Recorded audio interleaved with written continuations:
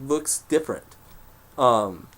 So when I think he's telling him this, it's very important why I wanted to pause at that verse 6. Because even though Jesus says, I prepared a place for you, but unless you go to that place with Jesus, you can't ever get to it. And I think that's the most difficult thing for us. Is sometimes we want to be like Philip. Just give us just let us have it without having to go through you. And Jesus is saying it's impossible. You can't get there without me. He even tells them before. He says, I'm going to a place to prepare for you. And then I will come back and get you and bring you to that place. And then they say, then Philip is basically saying, well, let us just have the place. Let's just have the Father. And he's like, you don't understand it. You can't get to the place unless I lead you there. So it's kind of like the same thing. It's like you can't like all of you flew here. Because I probably didn't take a boat. It would take a long time. So all of you took a plane here. But you couldn't just jump on. If you just got in the plane and just sat in there, you were never going to get here. Someone had to fly the plane here. If you sat there all day long, it never would have gotten to America. And Jesus is like saying the same thing. You want to go to where the Father is? I have to fly the plane. I have to get you there. You can get on the plane and sit there all day long. You're never going to get there unless I fly it. And so Jesus is basically saying that don't think you can go there any other way, because it's impossible. You can never do it on your own power. It just won't happen. And so I think that's a very important thing, because I think a lot of times we think just because Jesus has prepared the place and he does love me, I don't have to do anything. And most of the time, most of it's true, that we don't have to do anything to earn it, but we do have to follow him.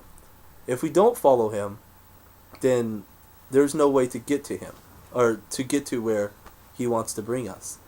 The second part of that is we can't do it on our own power, that we have to rely on him. And if we don't, it's not like at the end of our life where we die and we're like, okay, I'm ready to go to God, but we didn't want to go with Jesus, then there's no way on. It's like sitting in the plane without a pilot. You're dead and you're sitting on the plane, but you didn't wait. You got on the plane. The pilot is in this plane flying, and you got on another plane with no pilot. You're going nowhere. You're not going to go to the place. You have to be with Jesus to get there. And so I think a lot of people, they feel like when life is over, I can go there then. I can go wherever I want to the good place without God. And that's not true. And I think it's a difficult thing, because I think we sometimes feel that we can do that without God. And I think it's a difficult thing, because we don't sometimes, we want to choose ourselves, or we are afraid because maybe we know people who won't make that decision, so we're scared for them. So we kind of don't want to make a decision, because if I make a decision, that means somebody else has a, how do I explain that? Like if I'm safe and someone is not safe, then maybe we feel bad. What about that person? So sometimes we'll choose the bad decision because we feel bad for the other person. Actually, it brings to mind a small story. Make it very, very quick. Actually, it's funny because you can ask Manami about it. When she had to go to New York, she was waiting in the... she's doing her homework. She was waiting for the plane, waiting literally to just get on the plane. All she had to do is get on. She was in the terminal, waiting in the seats, and they're just waiting for the call to get on. But her friend was supposed to go with her, but her friend hadn't got there in time. But her friend needed to get her baggage and check in. So, but she got kind of lost. So she called Honami, "Hey, Honami, help me." So she's like, "But it's gonna leave soon. But I don't know what to do. So please come help me." So Honami goes, "Okay, I'll help you." Because she said it, she was crying, she was very afraid, she didn't know what to do. So Honami left and went to go help her. Well, the plane leaves. And then they get there, there's no more planes for 2 days. So they basically had to come home. That was done. And then had to go another day. But the plane left. It's not going to sit there and wait for you. It's not when it's gone, it's gone.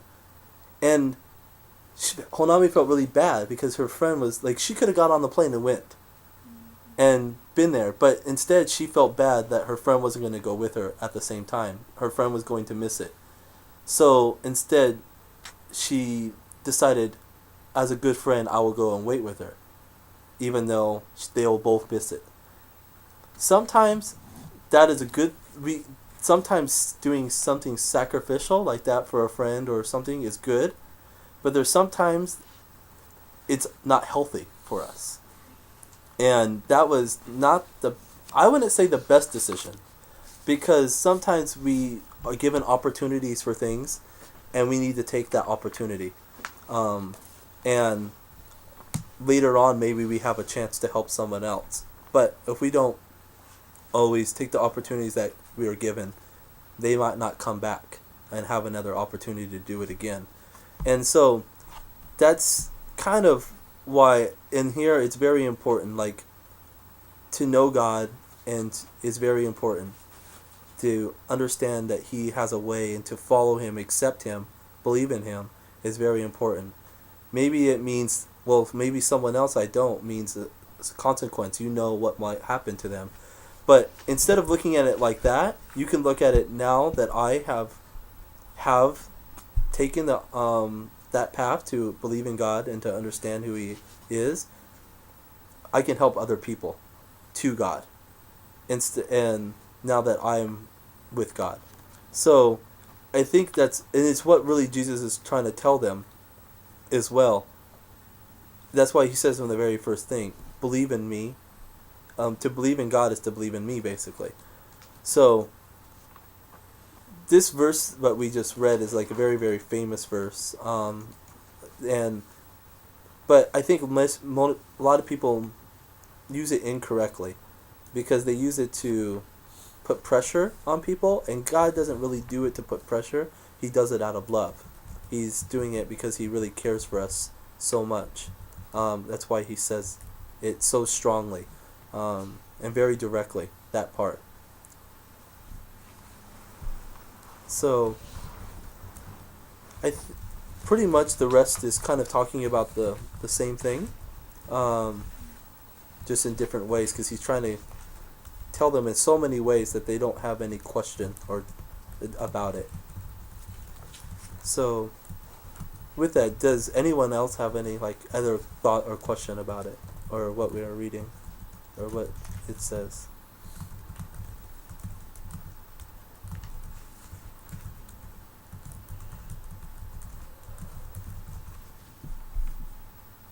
I'm asking them if they have questions. Oh, Hero's on that?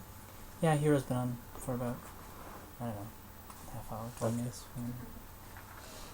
Hey, Or Hero. can anyone summarize what we talked about? Or summarize what they think this passage is about? In your own words.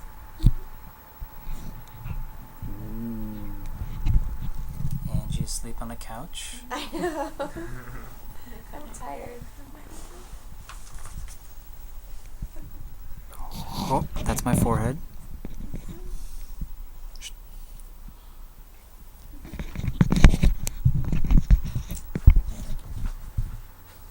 Hero's writing.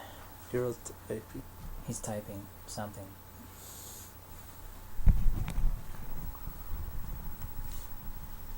Faster, Hero. Type faster. Now I'm making him nervous. I just see that. You know, Skype has a little pencil that just goes. So you want to summary. What is this about to you, or even how does it affect you, or how Yeah. can you kind of think about it for your own life? I think this chapter is kind of told all of us about how to get the way to our Father. Yeah, and the Jesus told us exactly the way is to uh, uh, it's kind of use him, use Jesus Christ to go to our fathers, to go to our Father. Mm-hmm. Yeah, and he says, Father, and I'm in the Father and Father in me. Uh, there's no way, there's no way you can go to the Father except me. Mm-hmm. Yeah, I think this is most important information for our Christian. Yeah. There's kind of like guidelines for it, or like instructions. Yeah, like you can get Instruction manual. instruction manual. In case of emergency, A bit believe vague, in but Jesus. still an instruction Follow manual. Jesus.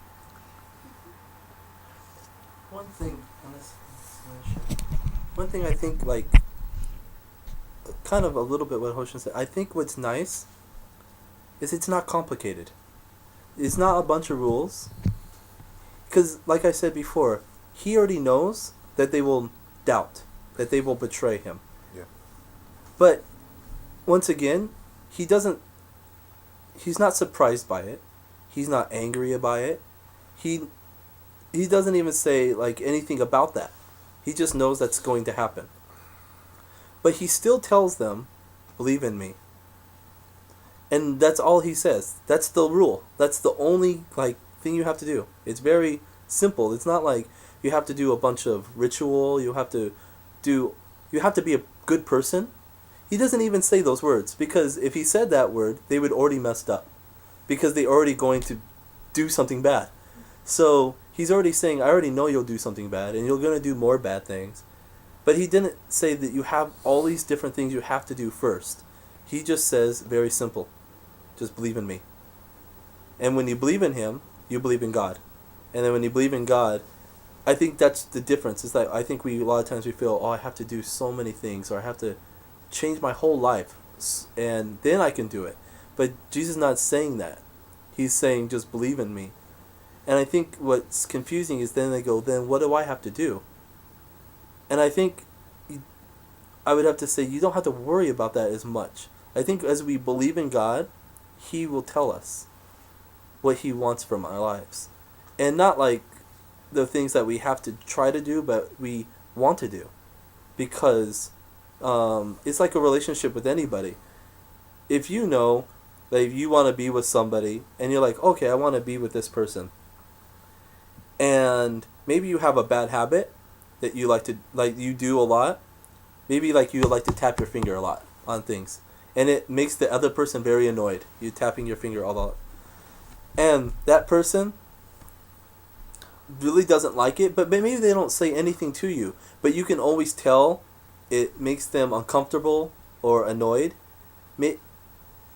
If you really care for that person, maybe you'll stop yourself sometimes. If you see, I'm doing it, maybe I'll try to stop. The person didn't say, will you stop doing that? Or, that's annoying me.